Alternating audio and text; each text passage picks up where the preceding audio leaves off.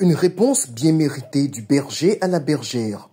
Ce dimanche 15 décembre, les chefs d'État de la CEDEAO, réunis en sommet à Abuja au Nigeria, ont pris acte de la sortie définitive du Burkina Faso, du Mali et du Niger, les trois pays membres de l'AES dont les actuels dirigeants au pouvoir, résolus à faire du Sahel une zone d'ancrage pour la Russe-Afrique, ont annoncé le 28 janvier dernier leur décision de se retirer de l'organisation.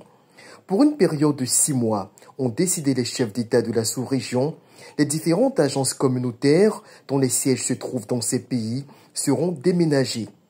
Ce délai servira par ailleurs de deadline aux présidents sénégalais et togolais qui persistent à poursuivre les négociations pour ramener les trois putschistes enivrés par les promesses mirobolantes de la Russie à la raison. Cette fois, c'en est fini des caprices des putschistes à la solde de la Russie.